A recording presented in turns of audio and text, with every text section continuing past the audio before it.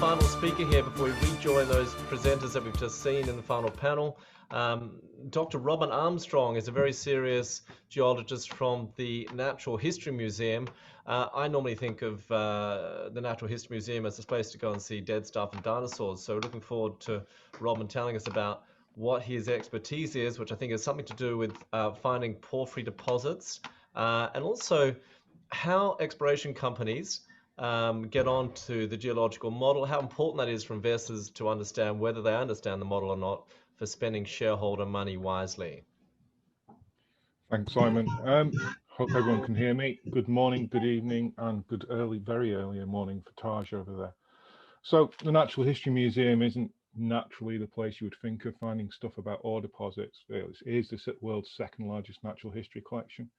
But we run a mixed economy. We get quite a lot of money from central government, but we make that up from our trading company and external research grants and commissioned research and consultancy. And the mining area is one of those consultancy areas.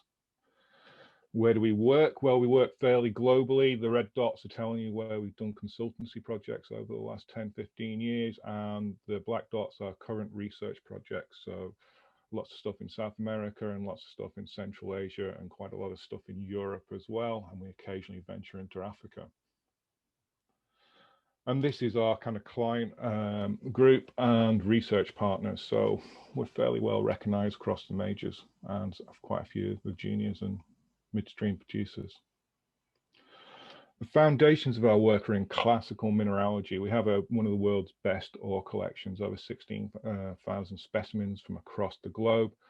And that's, from 1938, we've been collecting this material. We have a geoscience team, which specializes across multiple commodities and deposit styles, and probably close to 200 years of combined experience in that team. And the big bonus is we're supported by world-class analytical facilities for mineralogy. But what I really want to talk about is not the museum as such, but what our science about, what our consultancy is about. And that's fundamental ore questions. And we can look at this in this way. Consider where it is, its distribution in space and time. And this goes back to some of the things which our previous speakers have been saying, having to be in the right space. How did it get there? And how, what was the processes that allowed it to get there? Where's the source of the fluids, how we transported the fluids there, and how we finally preserved the fluids and the mineralization in that spot. But this brings us into our favorite world of mineralogy, and that starts the thing with how do you get it out? And I like to think we should think about this early. And the metal residency and the geometallurgy, Taj made reference in the last talk there about how much time is being spent on understanding the mineral processing. And to do this, you have to go all the way across the geoscience field. And you have to borrow and steal good bits of ideas from across that field to answer your model questions. So this is one of these word frequency plots. We're looking at all the words which came out of the United States Geological Survey's deposit models, some 153 models. And you see there's a great plethora of different terms which will turn up in various kind of promotional material, etc., all the time. And it's what do these actually mean? And I like to think about it, and I borrow this from the late Chris Halls, is that we want to see what a model is. It's a way of understanding a very complex system. So we know we're in it and how we're going to deal with it, what its geometry is and how it's distributed in time and space. So the tube map of London on the Metro makes a really good example of this. So this is what it looks like when you go into the tube. And until recently, it wasn't actually known what it looked like topographically. So this is the complexity of that system. And if you can imagine, the geologists are usually looking for the core of the system where the good grade is. Whoops. The poor geologist, though, is often confronted by something like this. Loads of the system is obscured by cover, for example, in Western Australia, even if you see it at all. Whoops. Slide's going a bit long. And more often than not, the whole thing's chopped up, and it's up to the geologist and the exploration team to try and pull that apart, put it back together, understand how you're going to drill that geometry to find your grade. But this takes place across all scales, so from the global scales, and what we're seeing here is a map of porphyry copper distribution throughout the world. And we can start to pull some ideas about the geological systems of subduction related settings for the most part, but not always, and the age and time distribution.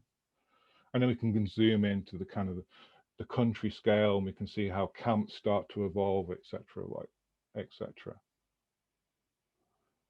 But what we're actually basically doing is we have a cube, a rock mass, which we're interested in investigating. And we're going to have to understand this rock mass in multiple ways. So we can do our geophysics, we can do our geochemistry, and we can do the actual ground geology, integrating all of those together. Because ultimately what we're moving towards, going the wrong way.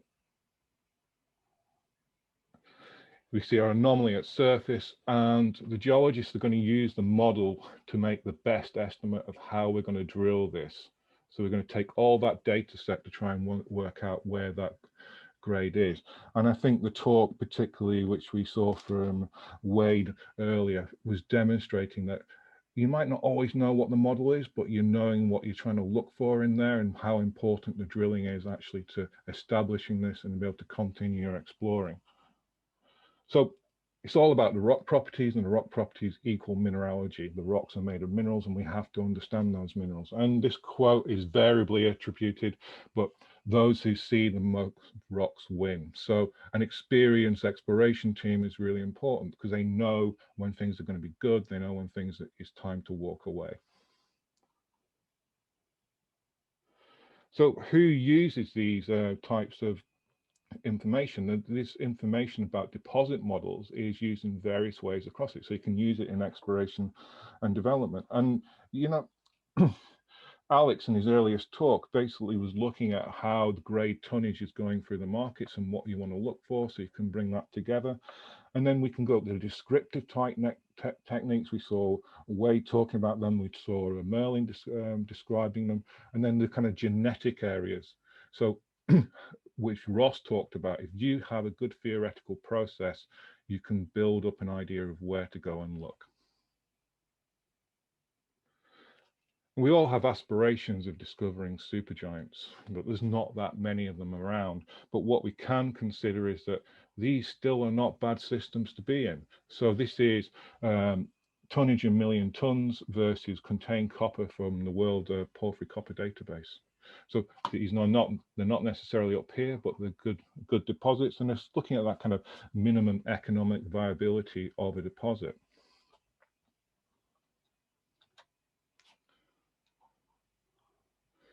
So deposit models are not a particularly new thing. The geologists have done them for a long time, and I put this up in particular because in the porphyry world, this is a seminal paper, 1970, Lowell and Gilbert.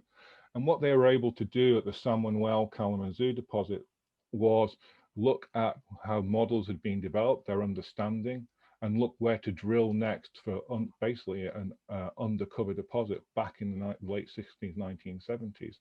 And what this resulted in was a 44-year mine life producing 640 million tons of sulfide ore, around about 6.6%. So these models have value. They allow you to understand how to get the geometry right and where you might be in the system. And this has progressed somewhat, and this is one of the famous Dick Silito's cartoons from these academic papers. So the last paper we were sat in this shell here, but what he's showing us that this in total geological environment has lots of other upside. So knowing what type of deposit model you are, you also know what other types of beasts might be in close association. And this works vice versa. So Merlin talked about the lithocap, extensive lithocap.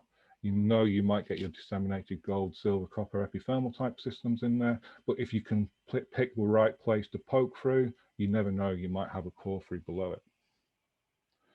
So I want to move on briefly into mineralogy and geology. For some of the more informed of us, this material here might look kind of typical porphyry type rocks, porphyry copper type rocks, that is.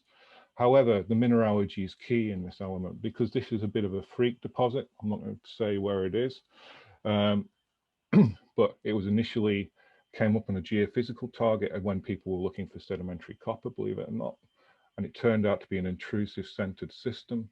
And for all extents and purposes, it looked like it was porphyry type mineralization. However, the mineralogy started to show something different.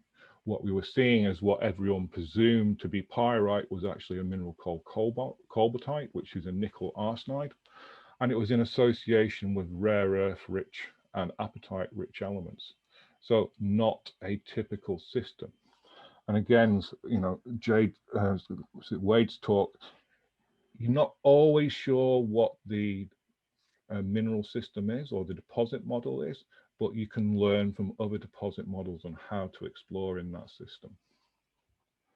And moving on with mineralogy, I'd just like to talk briefly about Bakachek in Kazakhstan, a project we worked through in about 10 years ago before it was taken over by Polymetal.